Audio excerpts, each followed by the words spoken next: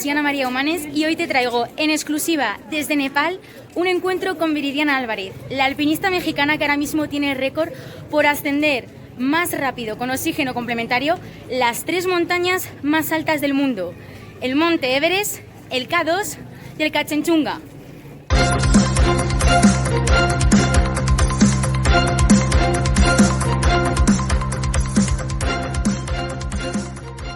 Ahora mismo me encuentro en una de las estupas budistas más grandes del mundo, declaradas Patrimonio de la Humanidad por la UNESCO. Y bueno, como Viridiana debe de estar ya al caer, me voy a dar una vuelta por aquí a ver si la encuentro.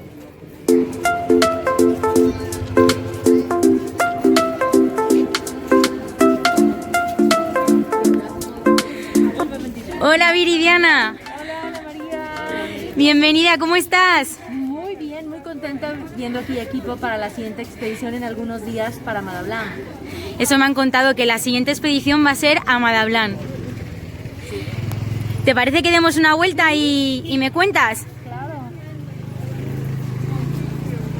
Es mi quinta vez que estoy aquí y la verdad verlo así, sin turistas, sin trekkers, sin montañistas, verlo muy local es impresionante. Y esta ocasión es la expedición de Madablam invernal, que es mi primera expedición invernal, y ya veremos qué pasa. Y cuéntame, ¿por qué has elegido el Madablam? Porque es cierto que justo antes de que ocurriera toda esta pandemia mundial estaban tus planes ascender el Makalu y bueno, ahora mismo te encuentras pues eso, ¿no? Planificando tu primera expedición invernal a la Madablam. ¿Y para cuándo ese Makalu? Annapurna y Makalu, bueno, en este año es la primera vez que salgo, es mi primera salida del país, de México, para hacer una expedición. Y tenía ya planeado a finales de marzo, Annapurna y Makalu. Unas semanas antes se cancela todo, entonces fue totalmente un cambio muy fuerte, porque ya tenía meses de preparación, los vuelos, todo. Y bueno, como a todos nos ha impactado esta pandemia, en mi caso fue eso, ¿no? Suspender todas las expediciones y decidir venir acá a Nepal en esta temporada donde es muy difícil por el clima. Era como parte del reto de vivir la experiencia, de volver a estar aquí en Nepal, sentir el Himalaya y eso es lo que viene por el momento. ¿Y por qué has escogido una montaña como la Madablam, que tal vez sea una de las montañas más bonitas del mundo y no otra? Madablam es una de las montañas sagradas y para mí representaba siempre esa ilusión de hacer esa montaña. Se viene esta expedición invernal, al principio fue ni pensarlo, ¿no? Era muy complicado y luego cuando ya empecé a ver la parte del equipo, la parte de los integrantes que vamos a estar en esta expedición, dije, ¿por qué no, no? Y creo que en cada montaña en la que he estado siempre hay esa incertidumbre de si se va a subir o no. Entonces era como nuevamente volver a vivir esa incertidumbre porque el porcentaje de llegar a la cima en invernal es muy bajo y yo creo que es parte de este reto, ¿no? De salir de la zona de confort y decir, ¿por qué no menos 40 grados en una montaña que mide apenas 6.800? Entonces para mí es un sueño estar aquí.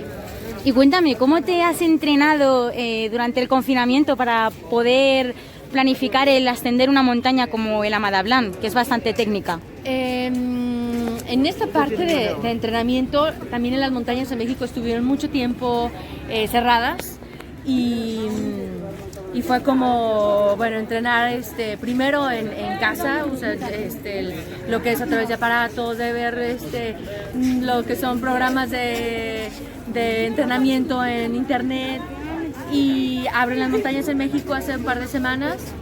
Tuve la oportunidad de ir a algún volcán, los vuelven a cerrar, entonces fue como, ha sido toda una montaña rusa el entrenamiento, pero bueno, creo que también es parte del reto el de acoplarnos a lo que viene, a lo que ya se va a quedar, porque hay muchas cosas que a pesar de que viene la vacuna y bien todo el uso del cubrebocas, la parte de cómo ahora viajar en aviones se va a quedar, ¿no? Entonces para mí era, ¿por qué no? O sea, a pesar de estar todavía en esta situación tan compleja de la pandemia, ¿por qué no venir e intentarlo?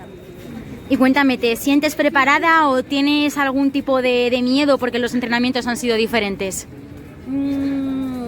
Creo que es la misma emoción de tener sí esa confianza en el entrenamiento, en la condición física, y del otro lado la incertidumbre de qué va a pasar, si va a haber ventana de buen clima.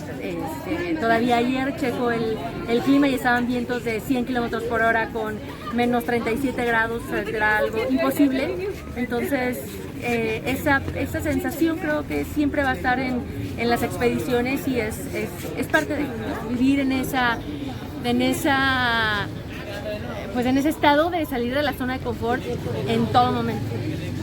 Viridiana, quiero que me cuentes más cosas, pero como es una época tan especial, dado que no sé si se puede observar al fondo que apenas hay turistas, prácticamente somos tú y yo las únicas extranjeras, quiero que demos un paseo para que también la gente que está viendo este vídeo pueda ver cómo se encuentra ahora mismo este sitio tan especial y tan sagrado e importante para la gente de Nepal y de fuera que viene a visitarlo, donde habitualmente está lleno, está colmado de turistas, y es que es como muy diferente, ¿no? Sobre todo tú notarás esto porque no es tu primera vez aquí, como hemos comentado antes. Sí, mi primera vez fue en el 2015, a unos meses del terremoto, donde esta estupa se derrumbó, estaba totalmente todo devastado. Y el año pasado, ya en el 2019, cuando voy por Kanchenjunga, ya era diferente, pero para mí verlo así, tan natural, tan puro, tan lo que es Nepal, creo es un privilegio que no sabemos cuándo se vaya a repetir.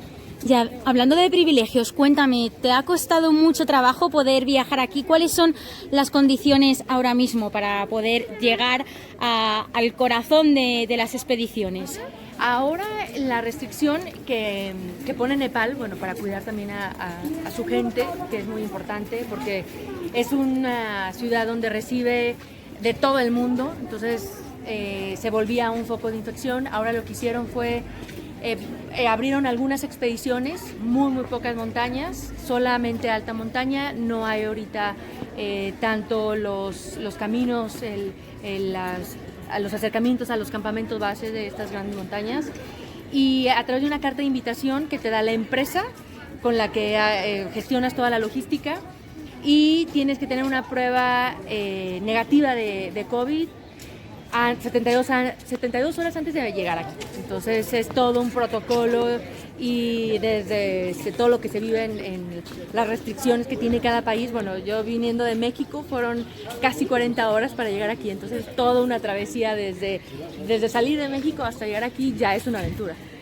Y bueno, sacarás alguna parte buena de todo esto, ¿no? Que igual puede ser el permanecer más días en Katmandú y, ¿no? Sí, empaparte un poco más con la cultura, porque tal vez cuando vas de expedición pasas menos tiempo aquí, o ¿cómo lo planificas? Sí, otra de las restricciones es pasar esos 7 días de cuarentena en el hotel, y al 5.º día hacen la prueba PCR para poder asegurarse que todos los que vayamos a la expedición estamos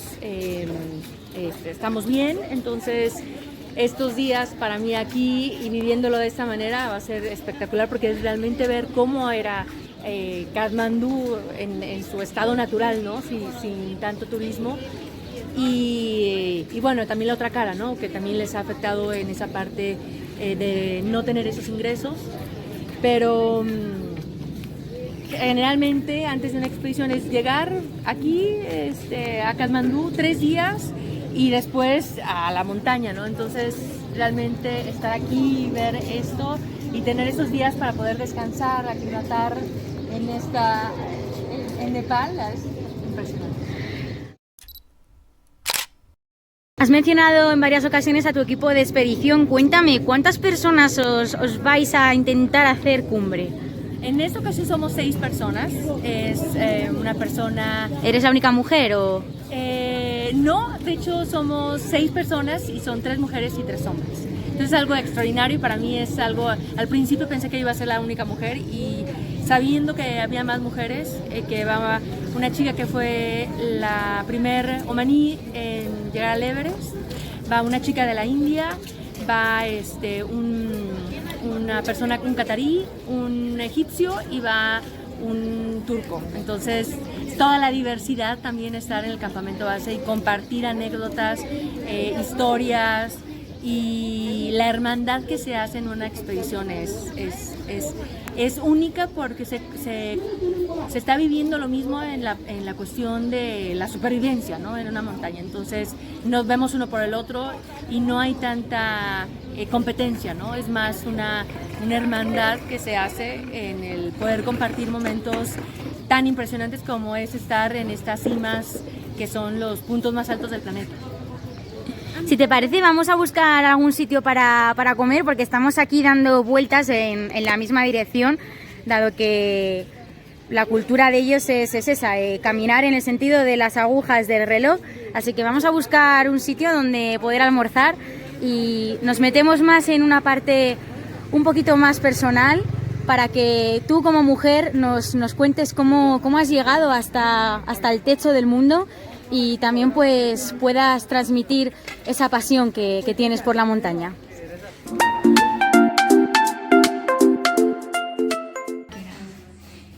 Yo empecé a los 28 años haciendo una carrera, mi primer carrera de 5 kilómetros, y de ahí, bueno, fue el reto de hacer medio maratón, empecé con triatlones y fue hasta los 30 años que subo mi primer montaña, que fue el Pico de Orizaba. ¿Y fuiste sola a esa montaña? A esa montaña fui con un grupo de amigos que me habían invitado y que ellos tenían mucho tiempo yendo a las montañas. Yo no tenía nada de experiencia en montañismo, entonces iba con los expertos y regresando al Pico de Orizaba para mí quería seguir, ¿no? Quería continuar en estos retos, y si ya había hecho lo más alto de México, el siguiente paso fue ir a la Aconcagua, que era lo más alto de América. ¿Y la Aconcagua fue una montaña que marcó un antes y un después para ti, o cómo sentiste la ascensión de ese pico? Sí, creo, bueno, fue mi primera montaña o mi primera expedición internacional. En ese entonces fue el amigo con el que inicié en la montaña, en ese entonces mi exnovio, y fue conocer también mi cuerpo, cómo llegaba hasta los 6.962 metros, que es el Aconcagua, con toda una diversidad de emociones. ¿Y cómo te sentiste? ¿Te encontraste bien en esa altitud? Sí, realmente fue, y digo, ir acompañada también hace la diferencia, cambia. Y en la cima también fue algo muy especial, digo, llegar al tope de la cima de América, pero también en ese momento me habían dado el anillo para casarme, y de ahí mi objetivo, el que seguía, era el Everest. Viridiana, ¿y como mujer has tenido que renunciar alguna vez a algo para, en este caso, por ejemplo, viajar desde Latinoamérica hasta el Himalaya para hacer la cumbre del Manaslu? Para Manaslu y para todas las montañas ha habido muchas decisiones que he tenido que hacer para poder llegar a esas cimas, ¿no? Desde la parte financiera, en la parte laboral, desde renunciar a varios trabajos, y en la personal también, ¿no? En esta parte de para ir al Everest, regresando de Manaslu, devuelvo este anillo, decido no casarme para poder seguir en este camino, y más allá de sentir que son sacrificios, creo que son simplemente decisiones de una meta, de un camino, de un sueño. Y antes de casarme y de regresar el anillo, me di cuenta que estaba más emocionada en comprar las botas o el equipo de montaña que mi propio vestido de novia. Entonces sí fue como una decisión de escuchar dentro de mí, más allá de lo que decían mis amigas o mi familia, o lo que era en su momento, ¿no? Lo que pues ya casarse, tener hijos, y para mí fue más la emoción y entusiasmo del reto de subir el Everest y de todas estas montañas, que de ese éxito que nos marcan, que es lo que tenemos que hacer, ¿no? ¿Has recibido críticas por ello? ¿Cómo has conseguido seguir adelante pese a los comentarios que puedes recibir por parte de la gente de tu entorno? En cuestión de críticas ha habido bastantes, y más porque yo no venía del mundo de la montaña, no pertenecía a ningún club alpino, ni tenía ninguna referencia, y de repente aparezco, ¿no? Y creo que todo quien está haciendo esas críticas lo hace sentando desde una silla, desde un sofá, sin arriesgarse en estas montañas, ¿no? Creo que hay una cierta parte de que se debe de tener de respeto en simplemente intentarlo. Y creo que para mí cualquier persona que sigue un sueño y que lo está intentando, y aunque lo logre o no lo logre, ya representa pues algo, ¿no? Entonces, todas estas críticas para mí son parte de, siempre va a haber esas personas que no están satisfechas con su propia vida y de cierta manera se ven reflejados en otros a través de una frustración o de un descontento, pero creo es tener como esa inteligencia emocional de seleccionar qué sí dejar entrar y qué no. Y al principio de todo, ¿cómo conseguiste los medios económicos para costearte las expediciones? Bueno, también ha sido un camino, creo yo que, y de hecho lo escucho de un montañista, dice, simplemente el hecho de llegar al campamento base ya es un éxito.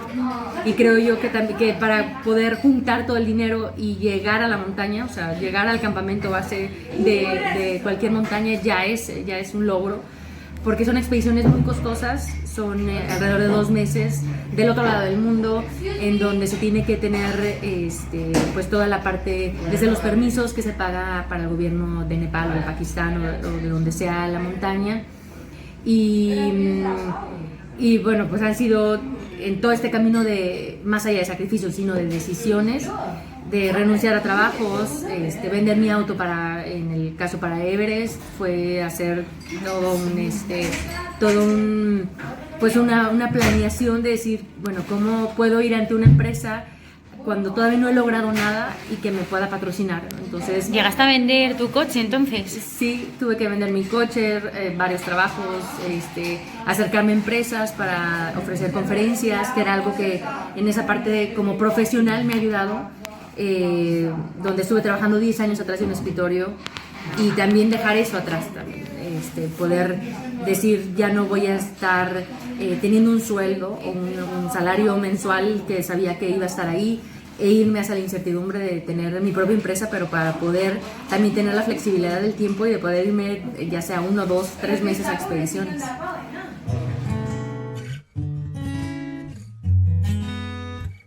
Y oye, cuéntame, ¿cómo funciona lo del oxígeno complementario en las ascensiones? ¿Vas con el oxígeno a partir de, por ejemplo, 6.000 metros? ¿Lo coges cuando lo necesitas? ¿Cómo se gestiona ese complemento? En los 8.000, en estas montañas, no hay una norma, una regla, ¿no? Cada quien hace su estrategia.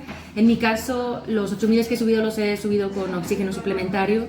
Y ha sido una parte de, primero, desde mi primer montaña en Manaldo, fue como conocerme, ¿no? Conocer cómo reaccionaba mi cuerpo, y después fue también por esa parte de seguridad, porque en el 100% de las personas que han subido a un 8.000, estamos hablando de entre 6 al 8% lo hacen sin oxígeno suplementario, los cuales tienen mi respeto. La verdad es que es algo extraordinario, son personas muy, muy, muy capaces y muy extraordinarias, pero para mí es como esa vivencia, ese reto de la montaña sin arriesgar tanto, ¿no? El no usar el oxígeno suplementario arriba de los 8.000 metros, que es donde usualmente se utiliza, es mucho riesgo para perder alguna extremidad, y cuando estás en la montaña ya arriba y no estás usando oxígeno suplementario y se presenta un edema, ya sea pulmonar o cerebral, ya no hay vuelta atrás.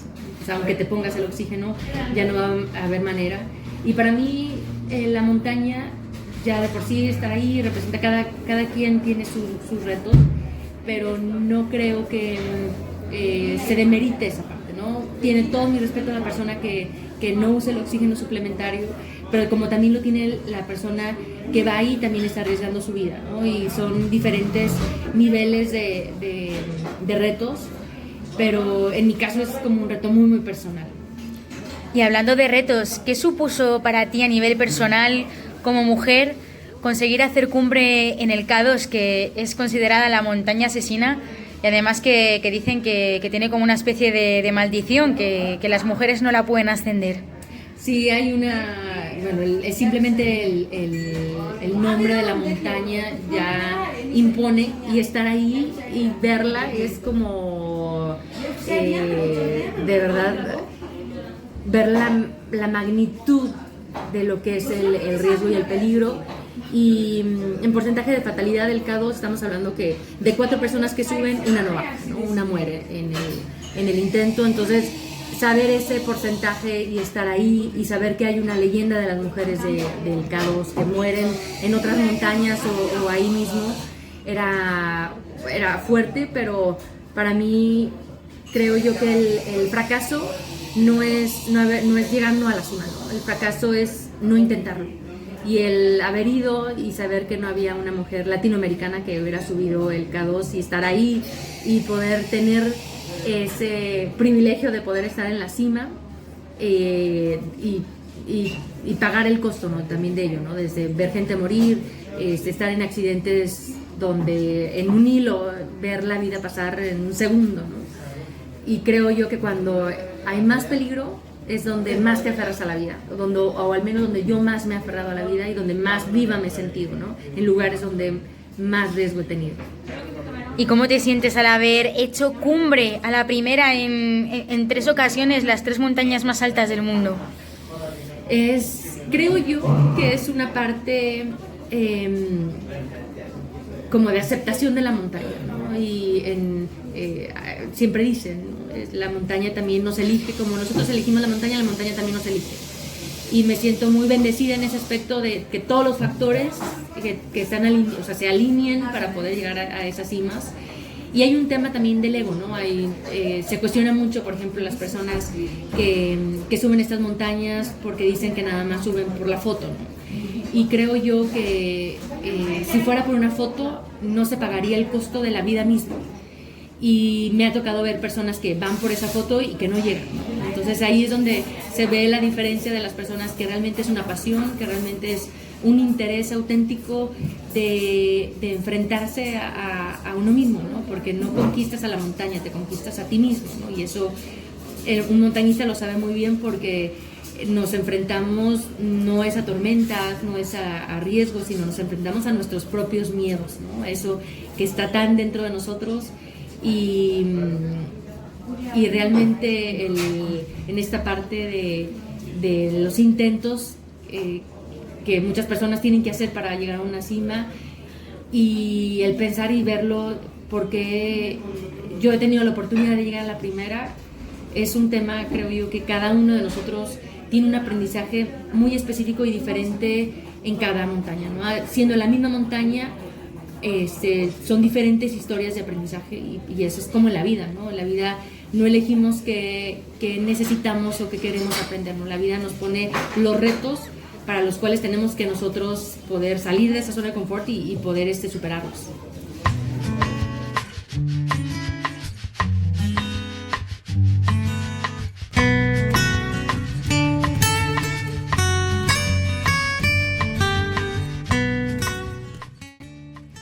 Cuéntame, ¿cuál va a ser tu siguiente expedición? ¿Vas a volver a intentar el Makalu a ver si sale adelante con esto del COVID?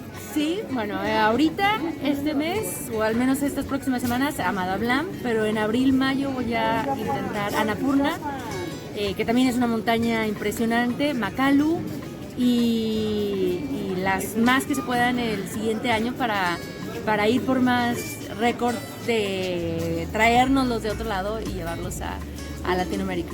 Y ya por último, ¿qué le dirías a cualquier persona que quisiera empezar a hacer montañismo de la forma en que tú lo haces? Que se empiece dando un solo paso, ¿no? Pequeño, grande, pero al menos dar ese paso, y que cualquier meta, cualquier sueño se puede cumplir, pero no se cumple solo, Y yo soy prueba de ello, ¿no? Una mujer que empieza a los 30 años a hacer montañismo y que ahora tiene un récord Guinness por subir las 3 montañas más altas, y eso es prueba de que todo lo que nos propongamos lo podemos cumplir, montaña la que sea, en cualquier altitud, pero el reto es en dar ese primer paso. Viridiana, muchísimas gracias por este encuentro y por compartir con las personas que están viendo este vídeo tus experiencias. Te dejo por aquí, que disfrutes de este maravilloso lugar y muchísima suerte en tu próxima expedición. Muchísimas gracias, y bueno, le daré otra vuelta al estupa para que me dé más suerte y seguir rezando. Gracias. Adiós.